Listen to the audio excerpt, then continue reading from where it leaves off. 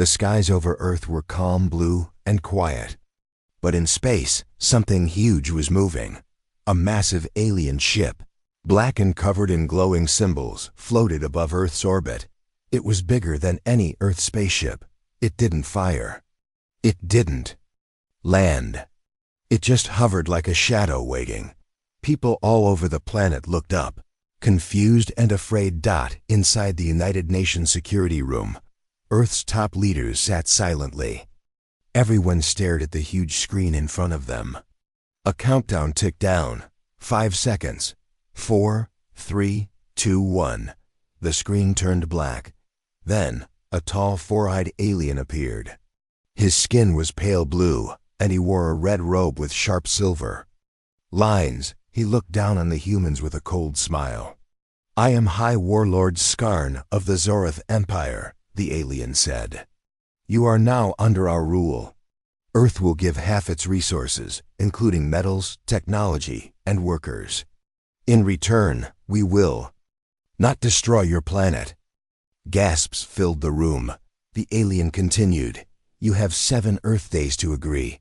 Refuse, and Earth will burn." The message ended. No one spoke for a long time. The silence was heavy. Then General Rourke, a broad-shouldered man with gray at his temples, leaned forward. "They want to blackmail us," he said quietly. "But something feels off." President Lin, calm but serious, looked around the table. "We need to decide: fight, bow down, or trick them."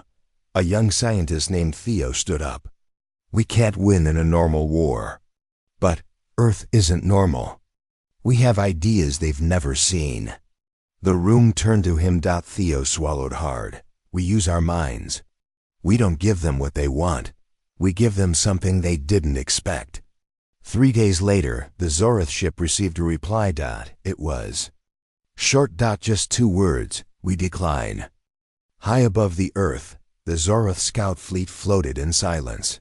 10 massive ships, shaped like sharp black daggers, pointed toward the blue planet below. Inside the lead ship, Commander Vrax leaned back in his chair, arms crossed, watching the holographic screen. "These humans said no to the warlord," he muttered. "We'll show them what happens to those who refuse the Empire." His second-in-command, a thin alien named Driza, nodded slowly. "They sent a message, just 2 words: we decline, no fear. No begging. They don't know who we are." "They will soon," Vrax said, grinning. Far below, on Earth, in a dark underground lab, Theo sat beside a glowing console. He stared at the lines of code he had written. Behind him, General Rourke and President Lin stood watching. "Are you sure this will work?" Rourke asked. Theo didn't turn. His fingers flew across the keyboard. "This isn't a weapon in the usual sense," Theo said. "It's a logic virus, something that targets their systems and spreads like wildfire. It reads how they think, then breaks it." President Lin spoke quietly. "And we're about to send it?" Theo hit enter. "It's already on its way." Aboard the lead Zoroth ship, Commander Vrax leaned forward. "Open the Earth transmission. Let's see what trash they've sent." Driza tapped a crystal panel. A file appeared, glowing green. Vrax gave a lazy wave. "Run it." The screen flickered, showing a still image of Earth's surface: peaceful fields, people walking, children playing. Then a calm male voice spoke. "We decline." That was it. No threat. No fear, just those 2 words. But beneath those words, something else had entered their system, quiet, unseen. Vrax frowned. "That's it? Pathetic." He waved his hand again. "Prepare to charge weapons." Suddenly, the lights on the ship dimmed. A sharp buzz echoed through the command center. "Power spike detected," Driza said sharply. The controls in front of her turned red. "Weapons offline," another officer shouted. "Shields failing. Something's wrong." A low hum began under their feet, building fast. Vrax stood up. "Get our techs in here, now." One of the screens flashed a strange symbol. It wasn't Zorath language. It wasn't even human letters. It was a spiral of flickering light. The symbol grew, covering every screen in the ship. Then came the words, "You shouldn't have come." Every ship in the fleet received the same signal. Lights dimmed. Engines stalled. Communications were jammed. Panic spread. In ship number 3, a pilot screamed, "Navigation is gone. I can't even see where Earth is." In ship number 7, a captain tried to reboot the system.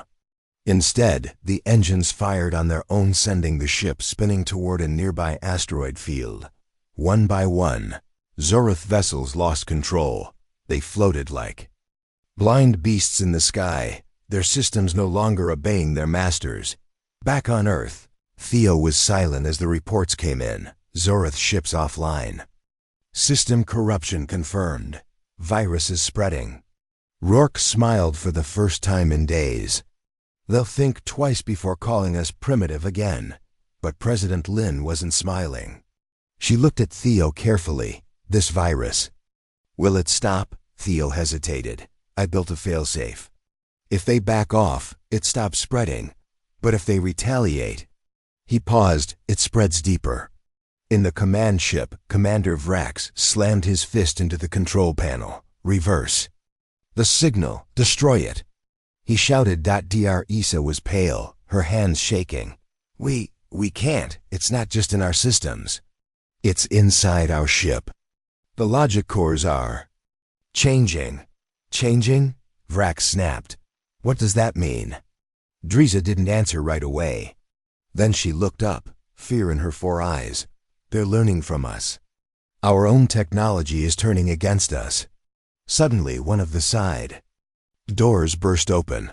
A soldier ran in, panting. Sir, the other ships, they're blaming us. They think this is our fault. Vrax stared at him. What? They think you led them into a trap. Tell them to stand down. It's too late. Ship 5 just broke formation. Their weapons are active. Impossible, Vrax yelled. Their systems were offline. They've switched to manual. They're charging up and pointing at us. Vrax's voice dropped to a whisper. No, they wouldn't dare. A moment later, the command ship shook. They dared, on Earth. A radar technician looked up, confused. Sir, one of the Zorath ships just fired on another. Internal. Conflict confirmed. General Rourke raised an eyebrow. They're turning on each other? Theo nodded slowly. The virus didn't just shut them down, it revealed something. Revealed what? Rourke asked. Theo looked serious. Their weakness, fear. In orbit, the black ships now floated at odd angles. One was spinning. 2 had collided. Fire erupted from ship number 9 as its engines exploded. Vrax, trapped in a dark hallway with emergency lights flashing, shouted into his wristcom. Order all ships to retreat. No one responded. Driz's voice came through, soft and cold. No one is listening to you, Commander. You failed. The hallway shook again. Pipes burst. Smoke filled the air. Vrax sank to his knees. How had it gone so wrong? Back on Earth, a final message from the Zorath arrived. It was short. Just one word. Enough. President Lin read it silently, then passed it to General Rourke. What do you think? She asked. I think they got the message, he said. Theo stood nearby, arms folded. This was never about showing power, he said. It was about proving we're not afraid. President Lin looked at him. And if they come back? Theo's eyes narrowed.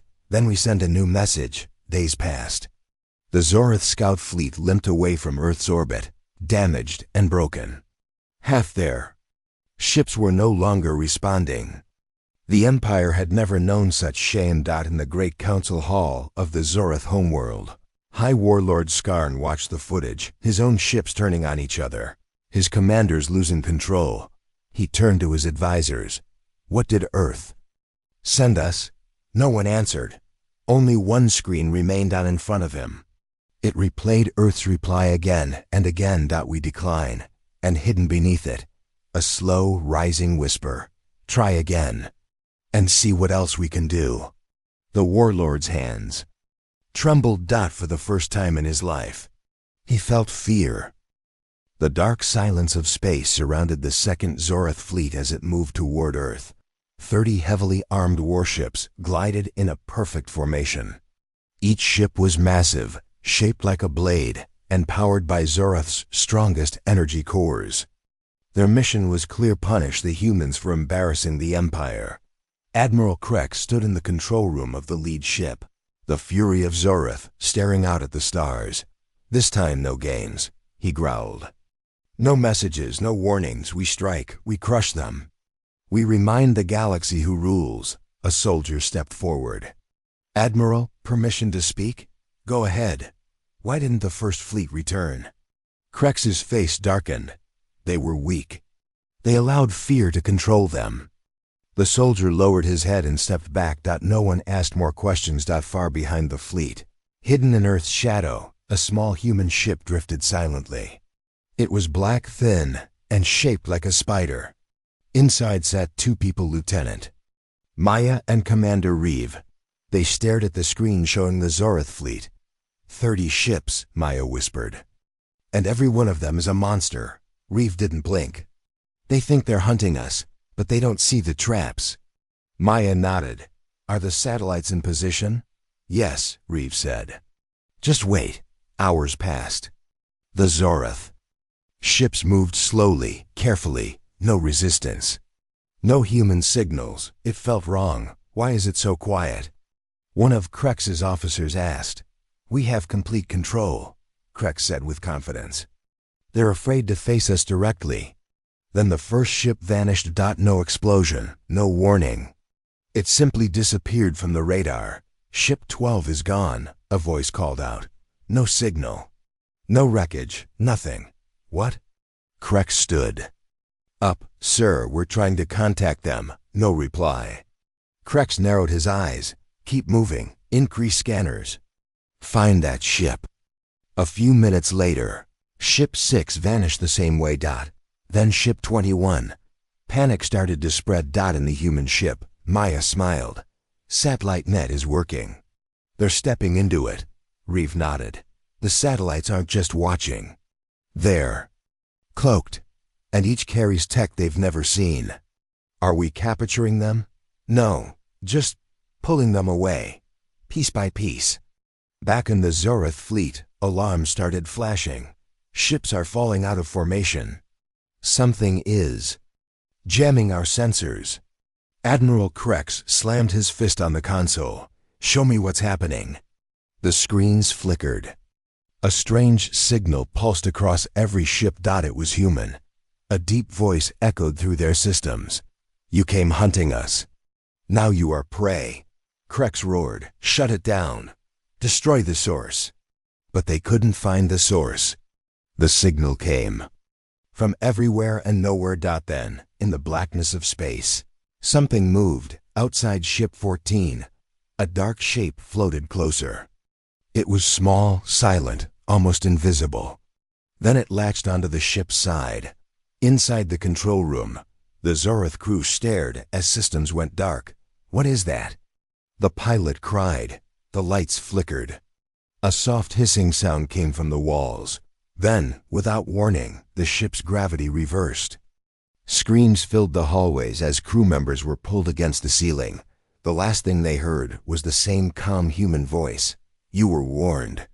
One by one, the Zorath ships vanished, not destroyed. Taken. Admiral Krex was shaking now. Send a distress call, he shouted. Call for reinforcements. We can't, his officer said. All long-range signals are blocked. Then turn around. Retreat. The engines powered up.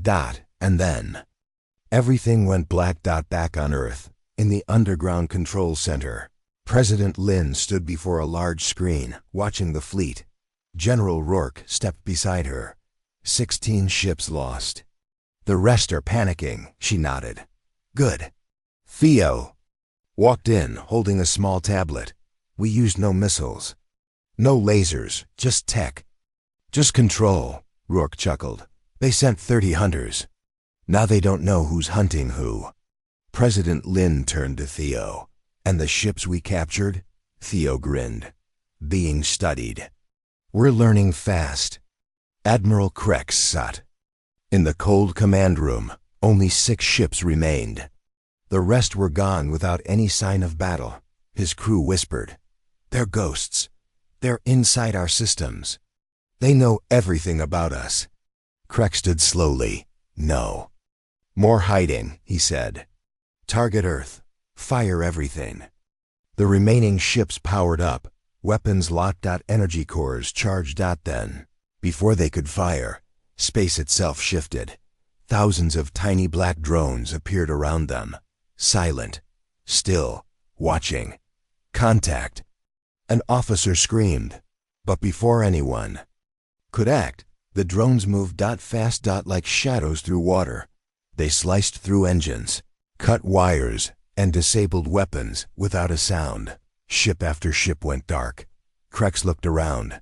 "Helpless, we were the Empire," he whispered. "Back in orbit." Only one Zorith ship remained. It floated, powerless. Inside, Admiral Krex sat alone.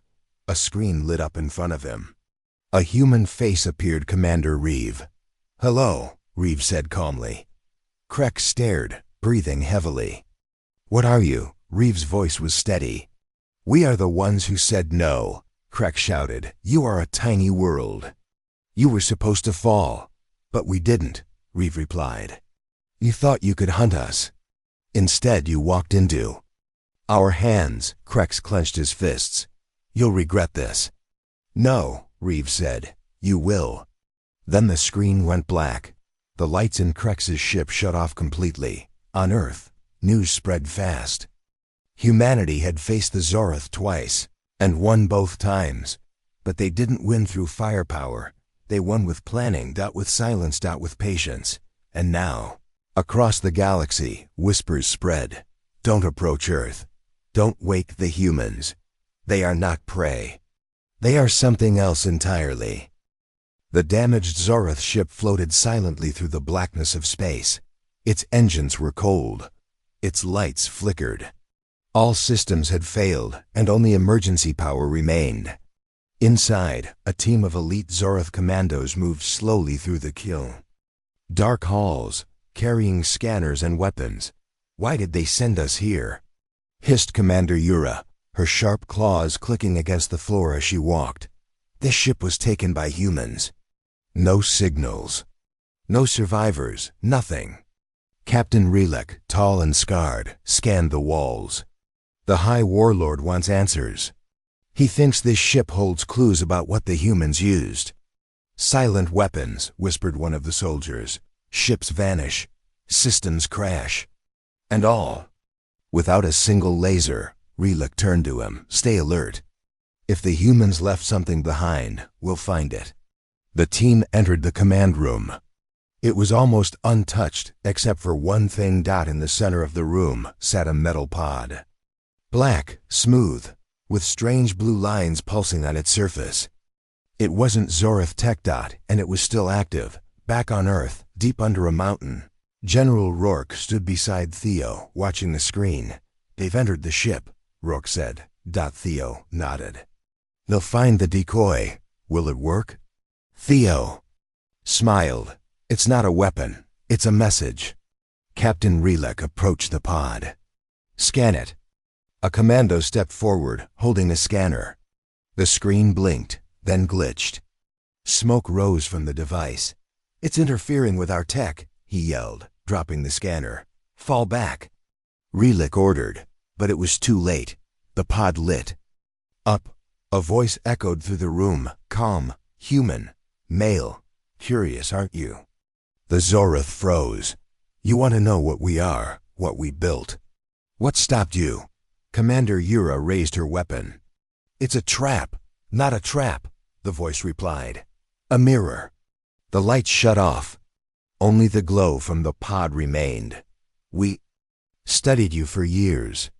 We watched your empire grow, how you enslaved weaker races, how you laughed at those who had less. And we built something. Not to match you, but to beat you in silence." Suddenly, A hologram appeared above the pod. It showed Earth then, dozens of black shapes around it. Satellites, thousands of them. Those aren't warships. Relik whispered. No, said the voice. They're smarter. The hologram zoomed in on one satellite. It was small, round, with glowing rings around it. The rings spun in opposite directions, creating a strange pulse. Each one thinks. Each one adapts. Each one learns. The image changed. Now it showed Zorath ships being pulled apart by invisible forces. Your weakness wasn't your weapons. It was your pride. Suddenly, a loud boom shook the ship. The commandos fell to the floor. External pressure rising. Shouted a soldier. The ship's being pulled. They rushed to the windows. Outside, a strange black sphere floated near the ship. It looked small, but gravity bent around it. Stars twisted, light bent. It's one of the human weapons. Yura screamed. No, said Reluk, watching closely. It's not attacking. The pod lit up again. We don't need to fire. We only need you to understand. Back on Earth, Theo turned to President Lin. They won't sleep well after this. Inside the Zorath ship, the lights came back. The pod's glow faded. The voice was gone. Silence returned. Commander Yura was shaking. What do we tell the warlord? Relik looked at the pod, then back at his team. We tell the truth, he said. Earth didn't build weapons. He paused. They built mines. A few days later, in the Zorath Empire's capital, Relik stood before the High Warlord. Thousands of citizens watched from screens. The warlord sat on a throne of gold and bone, eyes sharp with anger. You found the human tech? He asked. Yes, said Relik. But it wasn't what we expected. He told the story, the voice, the satellites, the strange sphere. The warlord listened, face unreadable. When Relik finished, silence followed. Then the warlord leaned forward. And what do you suggest? Stop, Relik said. We should stop before we wake something worse. Murmurs filled the chamber. The warlord stood. You're afraid? No, Relik said. I understand now. They didn't fight us because they didn't have to. They fought us before we arrived. With quiet, with code, with knowledge. The warlord laughed bitterly. They're just humans. Exactly, said Relik. And still they won.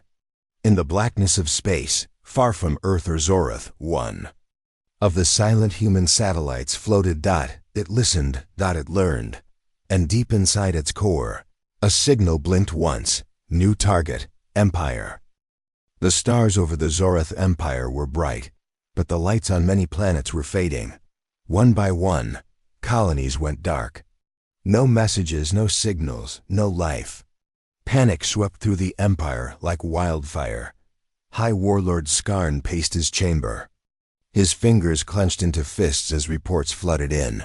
Sir, his chief advisor said, voice shaking. We've lost contact with 3 outer colonies. No response to multiple calls. Skarn slammed his hand on the table. Impossible. These worlds are the backbone of our power. Sir, it's not just colonies, the advisor continued. Our starports are failing. Fleets vanish without a trace. Communications are jammed. The warlord's face darkened. What is happening?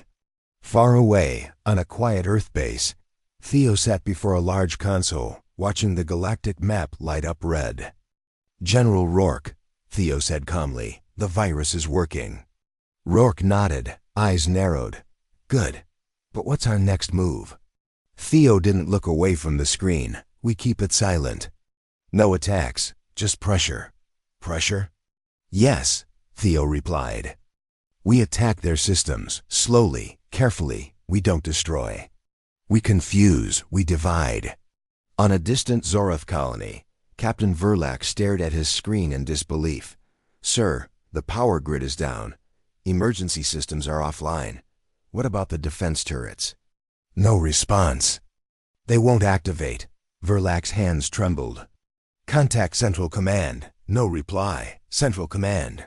He shouted into the radio. Static. Suddenly, the screen flickered. A strange symbol appeared. It was human. Back in the warlord's chamber, Skarn was furious.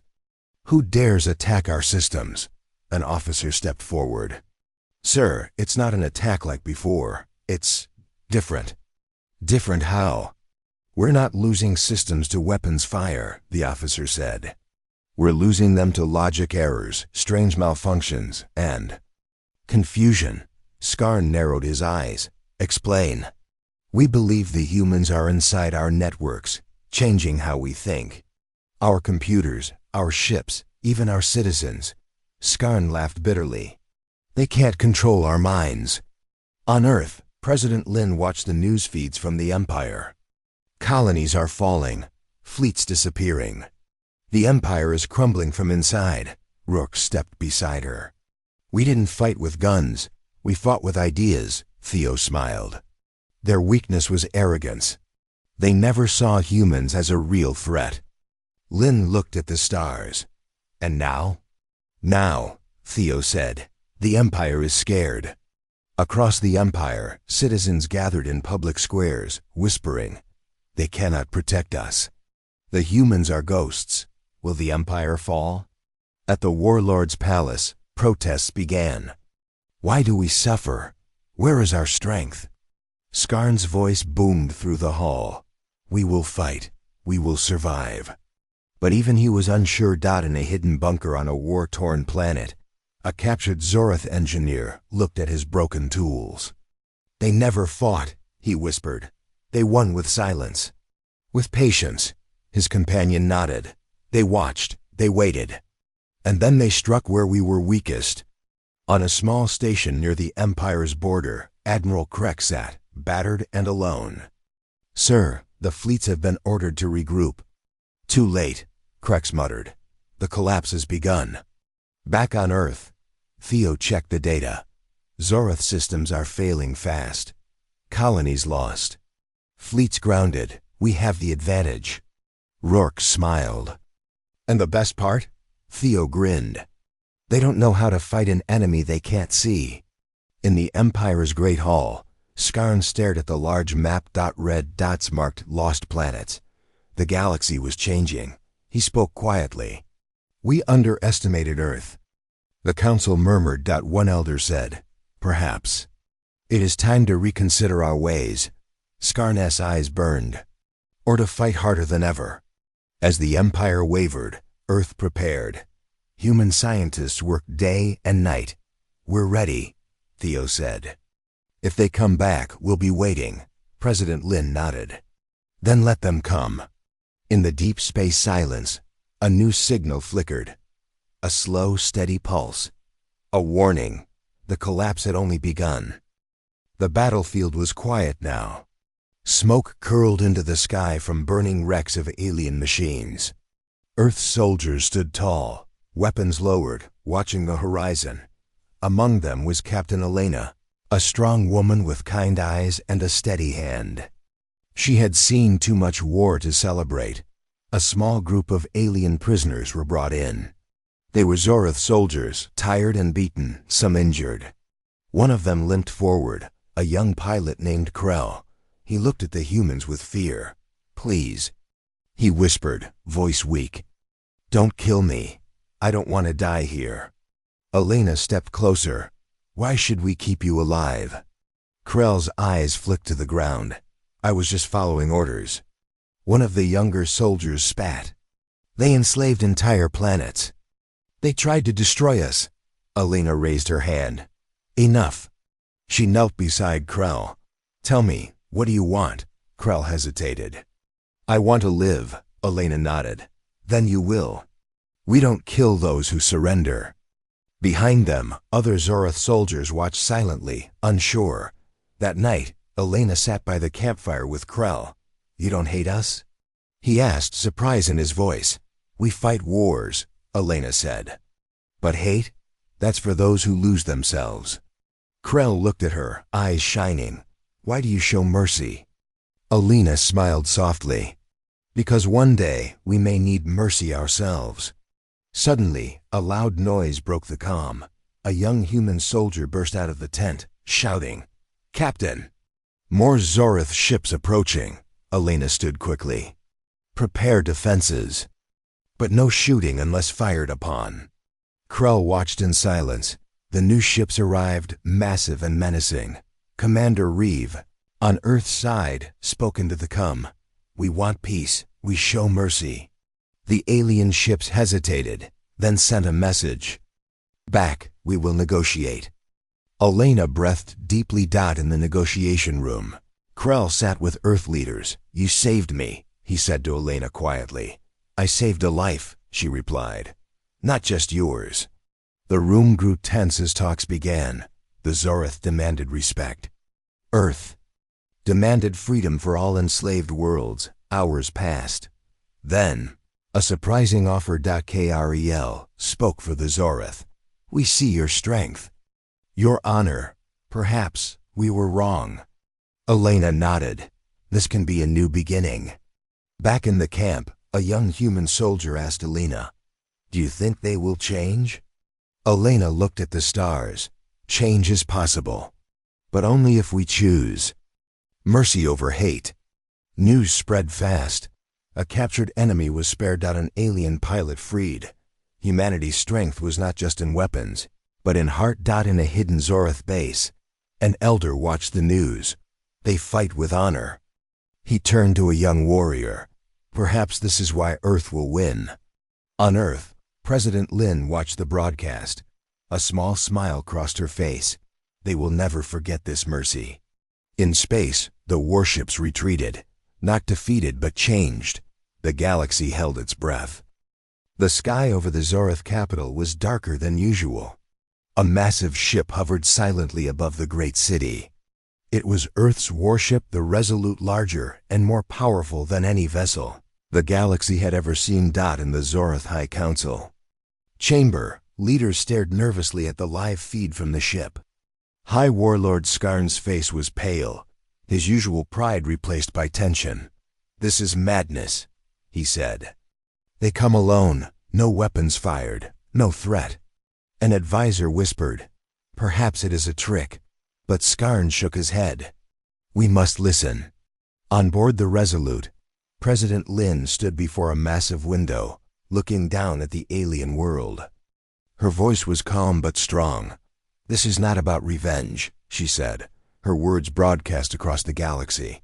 "It is a lesson." The message began, "Zorith Empire," her voice echoed. "You sought to control us, to take our resources, our people. You demanded submission, threats, and war. But Earth is not weak." A silence filled the council chamber. "We did not bow. We fought with mind, heart, and soul." The screen showed images, peaceful Earth cities, soldiers helping, refugees, scientists working together. We chose mercy. We chose strength beyond weapons. We chose to protect life, even when you attacked. Skarn clenched his fists. President Lin's voice grew firmer. "The galaxy has suffered under your rule. Enslaved worlds cry out for freedom. We demand it." "Now," the council murmured. Some gasped. "The enslaved must be free. The empire must change, or face extinction." Back on the Resolute, Commander Reeve watched the Zorith reaction. "They will not take this lightly." President Lin nodded. "Let them understand. This is our final offer." In the Zorith chamber, Skarn stood and shouted, "We will not kneel to humans." But others looked uncertain. One elder said quietly, "Maybe it is time to change." Skarn's eyes burned. "Or fight until the end." Suddenly, the Resolute's communication system buzzed. A young officer spoke. "Incoming message, sir, from outer colonies." Skarn's face twisted. "They are siding with Earth." The room erupted into chaos. Outside the council, protests grew. "We want peace. No more war. Freedom for all." Skarn's throne shook under the pressure. Back on Earth, Theo and General Rourke watched the situation closely. "We gave them a choice," Theo said. "Peace or war," Rourke added. President Lin turned to them. "Now we wait." The galaxy held its breath. Would the Empire accept, or would war consume all? In a quiet moment, President Lin spoke to her crew. If they refuse, we will fight. But if they accept, a new future begins. She looked too. The stars. The final message has been sent. The Resolute remained above the Zorith capital, silent but powerful. The galaxy waited. The great hall of the Zorith Empire was filled with tension. Leaders from every corner of the galaxy gathered, watching the stars outside the massive windows. The once powerful empire was broken, but not defeated. High Warlord Skarn sat silently, his eyes heavy with thought. Around him, the council debated fiercely. "We cannot survive as we were," one elder said. "The humans have changed everything." Another argued, "They showed mercy when they could have destroyed us. That means power beyond force." Skarn stood slowly. "If we survive, it will be because we change." On Earth, President Lin watched the broadcast of the council meeting. General Rourke beside her said, "They're finally listening." Theo smiled. "Change is hard, but sometimes necessary." Lin nodded. "We want peace, but it must be fair."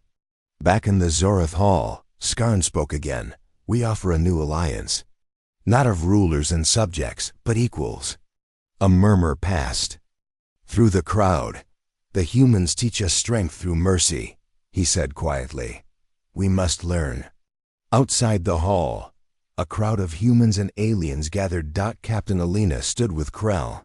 "The former prisoner, we fought," she said, "but we also chose peace." Krell nodded.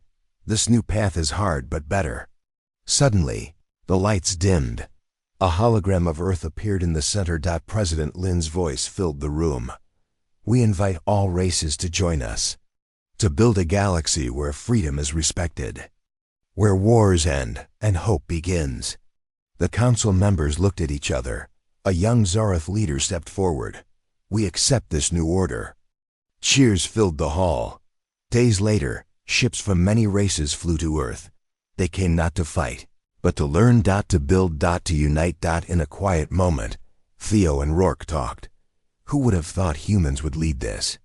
Rourke smiled, "Because we believe in something more than war." Back in the stars, the galaxy breathed. A new order was born.